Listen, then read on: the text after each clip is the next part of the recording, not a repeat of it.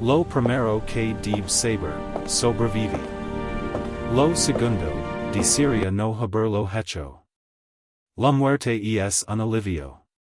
Lo que obtuve fue una carrera. Ella no me mató. Me retuvo. Y lo último que escuché antes de que mi mente se desmoronara no fue un grito ni un rugido, fue un susurro, justo ali, entre mis oídos, que decía: Iris mío. Esta es la historia de cómo me convertí en el último hombre vivo a bordo de la nave de rescate abandonada Odyssey, y en el primer hombre en convertirse, en propiedad. Es una historia que debo contar, porque ese susurro siempre está ahí, esperando en los momentos de silencio. Y a veces, creo que queer audiencia. Así que, por favor, suscribid. Activa la campana. No querías perder lo que pasa después, ¿verdad? Ella insiste en que no lo hagas. Ahora escucha. Escucha lo que me hizo ver. Gancho. Todo empezó con el silencio. Eso es lo que te rompe en el espacio profundo. No el ruido. El silencio. La Odyssey era una tumba a la deriva en la oscuridad, un barco fantasma que se suponía que íbamos a recuperar. Éramos el equipo de rescate, 5 de nosotros, confiados, capaces, listos para marcarlo y embolsarlo. Lo habíamos hecho docenas de veces. Subir a una nave muerta, evaluar, cobrar. Simple. Pero la Odyssey no estaba solo muerta. Estaba, esperando. Éramos 5 cuando abordamos. En menos de 3 horas, solo quedó. Los demás, simplemente desaparecieron. Tomados por sombras, por cosas que surgen de las paredes como un mal sueño. No lo suster. Solo lo escuch. Un grito cortado por las comunicaciones. Un estalido de estática. Y luego, ese silencio profundo y terrible de nuevo, solo que más pasado esta vez, porque ahora estaba lleno de 4 espacios vacíos. Durante 12 horas estuve solo. Solo yo, mi pistola pulsante, una linterna moribunda y los fantasmas de mi tripulación. Estaba en un largo juego de escondite con la muerte, y sabía que el juego estaba a punto de terminar. Fue entonces cuando llegué al carguero principal. Y fue cuando la conocí. Section 1, La preparación, el silencio del vacío. La Odyssey era un carguero de largo recorrido que desapareció del radar hace 3 meses. Sin llamada de socorro, sin registro final. Simplemente, desapareció. Cuando su baliza reapareció débilmente en el sector Arcaron, el contrato de recuperación se activó. Alto riesgo, alta recompensa. Mi equipo, liderado por nuestro veterano Catito Kale, saltamos a la nave. Kale, Anya, Run, Jax y yo, Elias. Éramos buenos. Éramos rápidos. Creíamos estar listos para cualquier cosa. La entrada fue de libro. Acoplamos nuestra pequeña nave, la Reina, y cortamos el casco exterior. En cuanto pusimos un pie dentro, lo sentimos. La sensación de algo mal. No era el frío ni los parches de gravedad cero donde falló la energía. Era el olor. Una mezcla extraña y aguda de ozono, putrefacción y algo, dulce. Como miel podrida. Y ese silencio, una nave tan grande nunca está realmente silenciosa. Debería haber un zumbido de support vital, el crujido del metal asentándose. La Odyssey no tenía nada. Era como si toda la nave contuviera la respiración. Nuestra misión era llegar al puente, sacar los registros y descubrir que salió mal. Avanzamos en formación, cael al frente, yo cubriendo la retaguardia. Los pasillos estaban hechos un desastre. Pertenencias personales por todos lados, datapads destrozados, bandejas de comida medio comidas en la cafetería. Parecía que la gente se había ido deprisa. Muy deprisa. Se siente mal, cael, la voz de rencrujió por la comunicación. No hay cuerpos. No hay marcas de quemaduras. Solo, desaparecieron. Mantante alerta, gruno cael. Algo hizo esto. Quiero saber que antes de que sepa que estamos aquí. Su advertencia llegó demasiado tarde. Jax fue el primero. Estaba escaneando un pasillo lateral cuando simplemente desapareció. Un segundo su luz iluminaba la pared lejana, al siguiente, se había ido. Ni siquiera gritó. Solo un jadeó seco y un golpe húmedo. Registramos el pasillo, armas listas, corazones latiendo. Nada. Solo una mancha oscura en la pared y el olor metálico de la sangre en el aire. El pánico empezó a burbujir. Retrocedimos, buscando un lugar para defendernos. Fue entonces cuando nos atacaron de nuevo.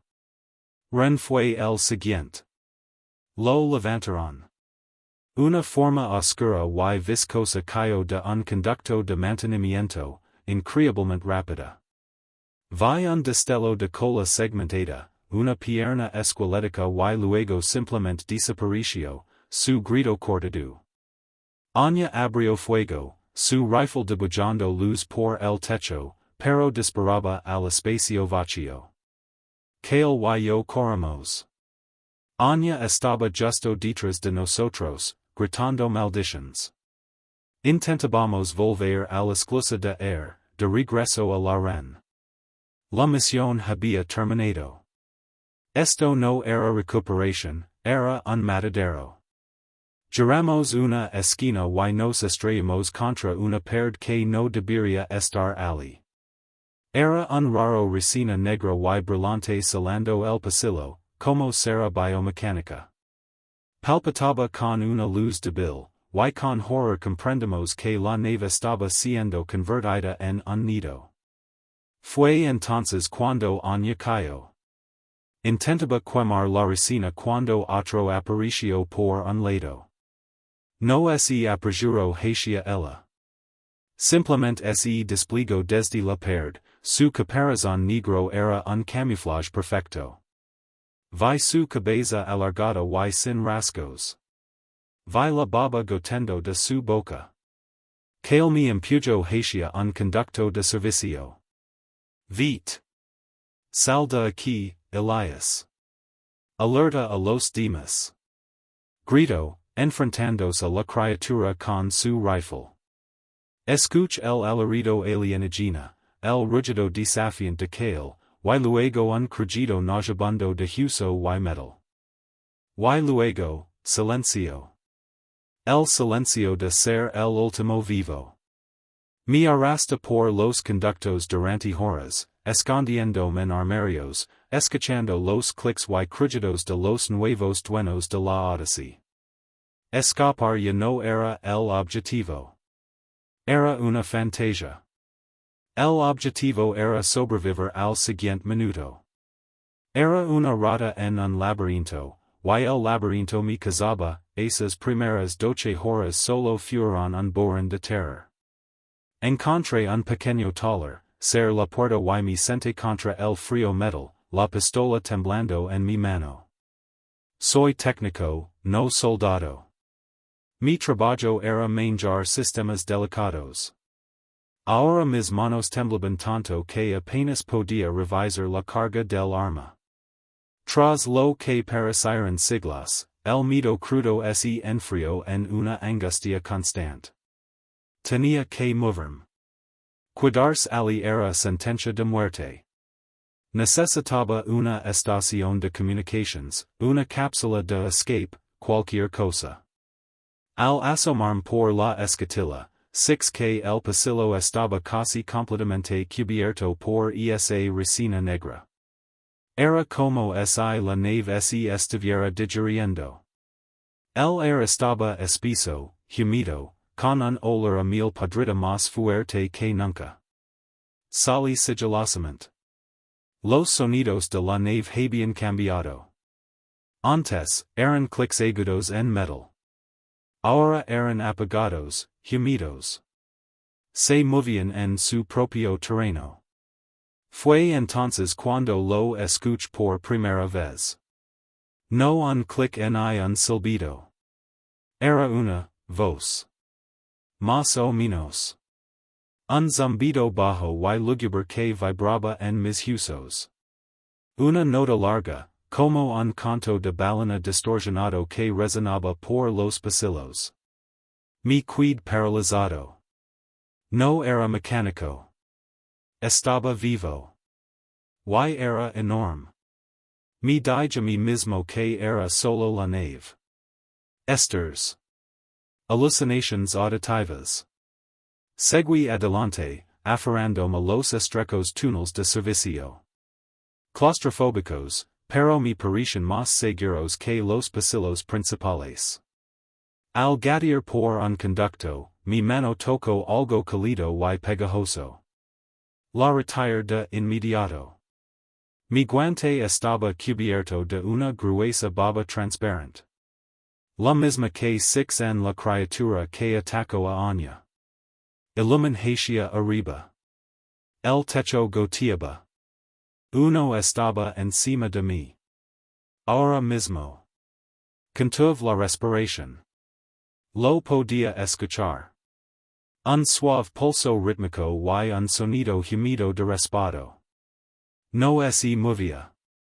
Estaba, esperando. Empieza a retroceder, agonizantemente lento. No me atrevía a mirar atrás.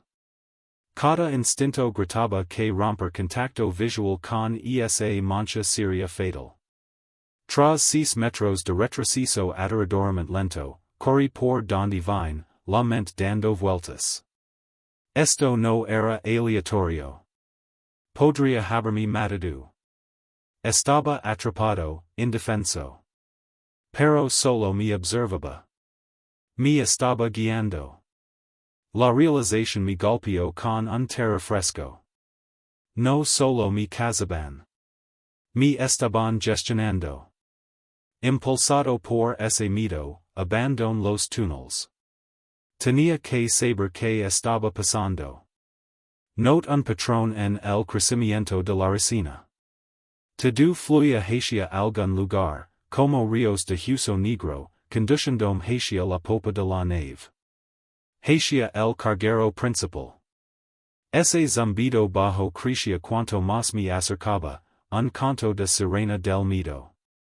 Sabía que me dirigía al corazón del nido.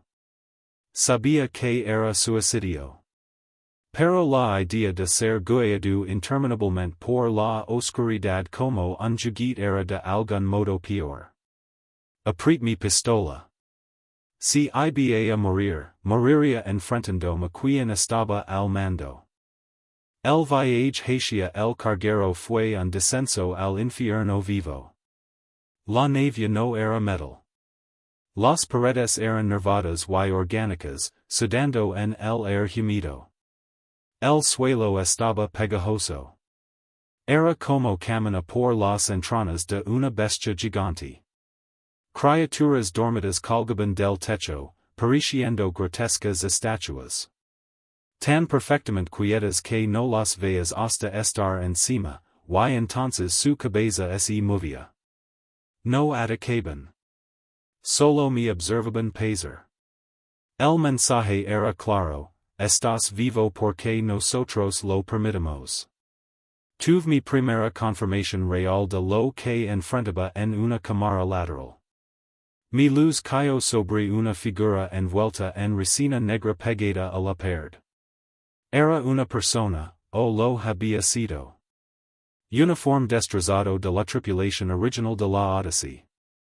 Pero el agujero en su pecho, las costillas dobladas hacia afuera como una flor sangrienta, me hizo vomitar mentalmente. Un chestburster. Las historias, los informes de cuarentena, todo era real. Estaba luchando contra xenomorfos. Toda esta nave era una colmena. Ese conocimiento no ayudó. Solo trajo una desesperación más profunda. No eran bestias que pudieras engañar. Eran una plaga. Mi tripulación, la tripulación de la Odyssey, no solo fueron asesinados. Fueron usados. La observación paiva terminó sin advertencia. Avance por un cruce y un drone inactivo se desprendió de la pared. Cayó al suelo con un golpe húmedo y se desplegó a toda su altura de 2 metros. Emitió un silbido penetrante, sus mandíbulas internas golpeando con un chasquido agudo. Este no estaba observando. Estaba cazando. No pense. Corrí. Fue una pesadilla de persecución por la colmena. El drone era increíblemente rápido, desplazándose por paredes y techos tan fácilmente como por el suelo. Disparé mi pistola por encima del hombro, los rayos solo chisporeteaban contra su caparazón. Me metí en un pasillo lateral y presion la palanca del cierre de emergencia. La pesada puerta comenzó a cerrarse con un gemido. Me lancé por la rendija, el drone estaba justo detrás, intentando meter su cabeza y garras en el espacio que se cerraba.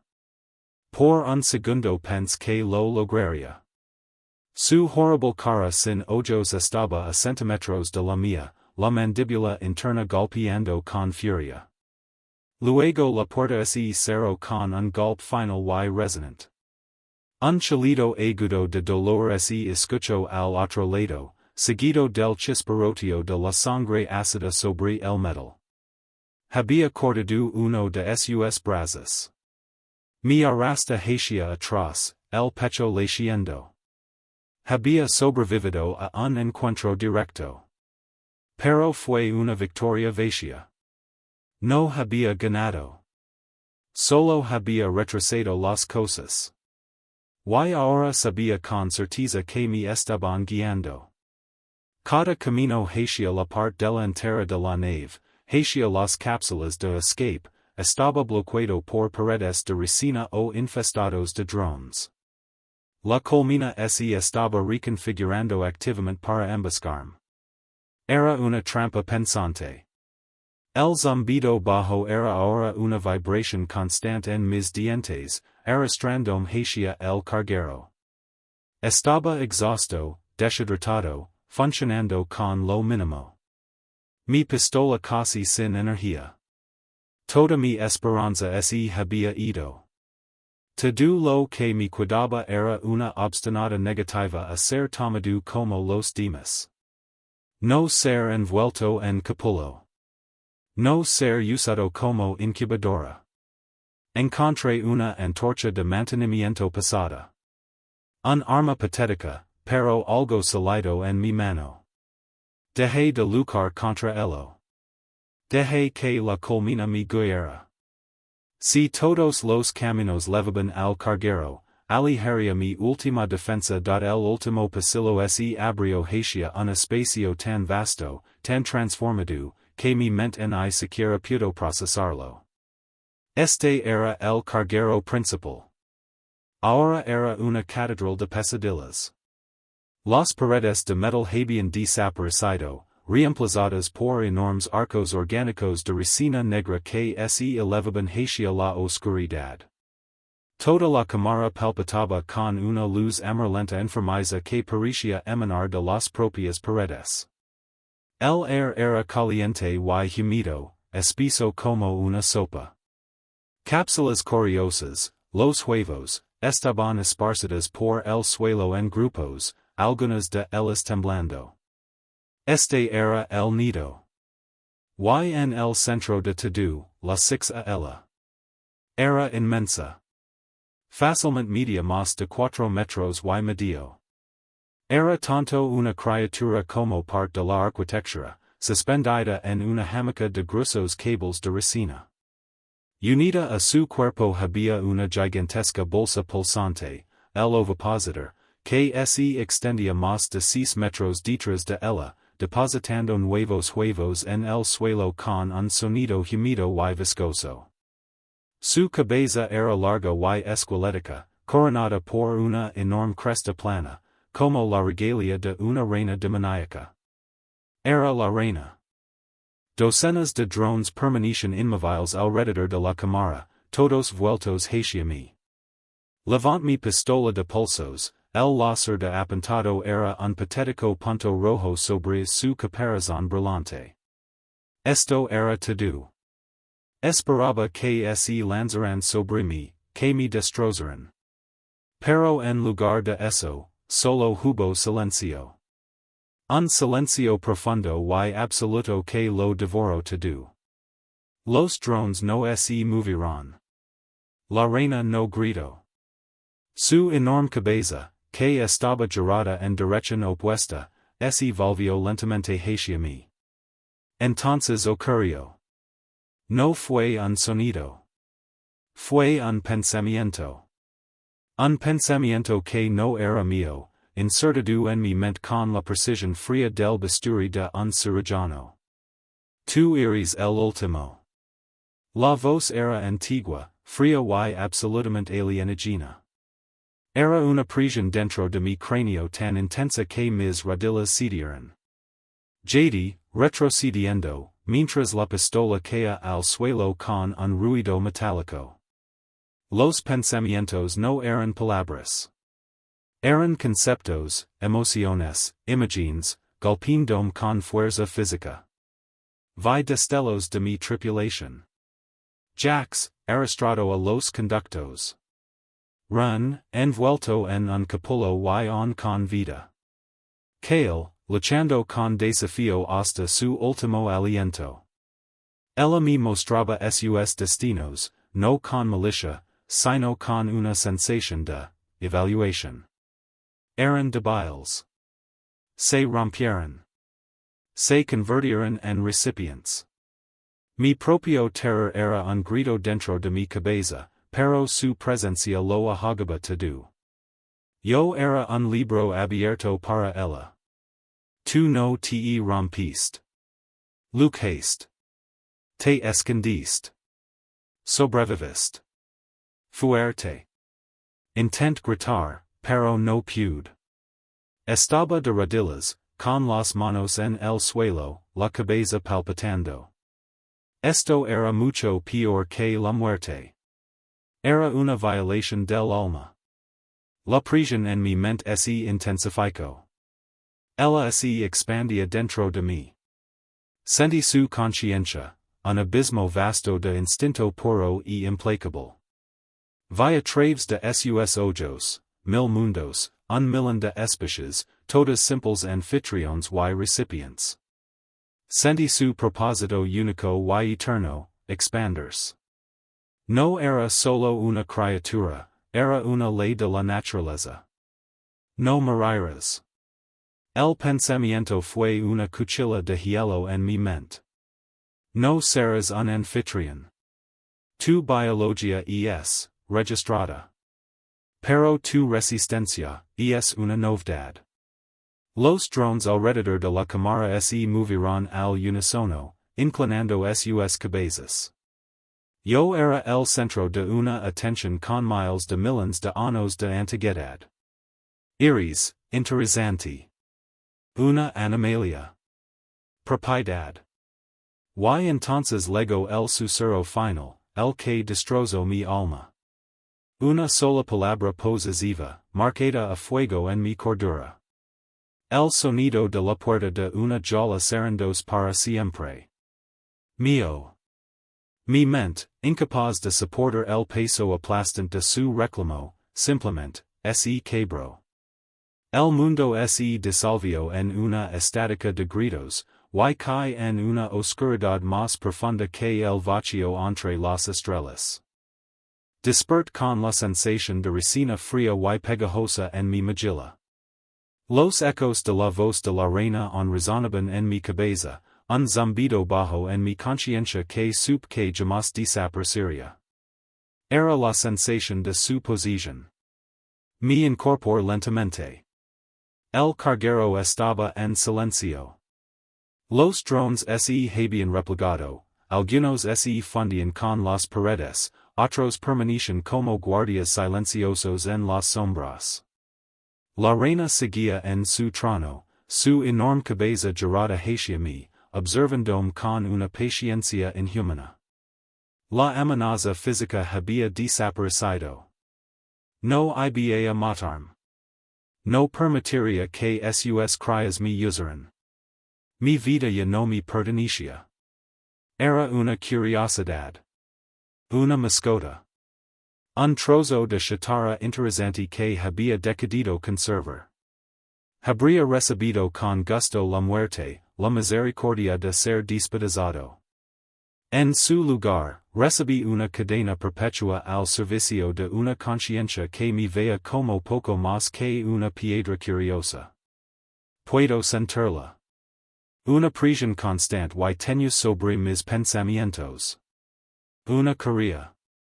Sé que si intento hacerme daño, los drones me detendrán. Si intento escapar, la colmena lo impedirá. Mi supervivencia es ahora una orden. Soy su prisionero. Su centinela. Su cosa. Ella me reclamó y, al hacerlo, me arrebató lo único que una persona puede poseer de verdad, suyo. Así que sí, sobreviví. Sigo aquí, en la nave fantasma Odyssey, a la deriva en la noche. Pero no estoy solo.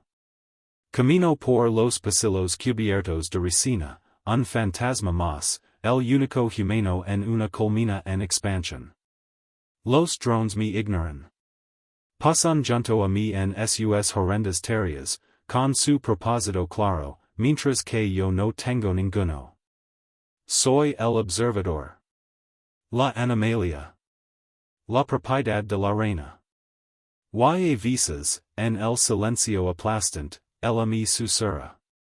No para dar órdenes, sino solo para recordarme. Para recordarme que mis pensamientos no son míos, que mi vida es un regalo que no puedo rechazar, y que mi alma tiene una nueva dueña. Ese susurro siempre está allí, un eco frío y posesivo en la oscuridad, un recordatorio constante y adorador, de que soy suyo. Si esta historia te ha helado la sangre, imagina vivirla. Hey más. Mucho más de lo que ella me ha mostrado. Suscríbete a este canal. Sigu mi viaje al corazón de la colmena. Tal vez, al contártelo, una parte de mi pueda sentirse libre. O tal vez, ella solo quiere que tú también escuches.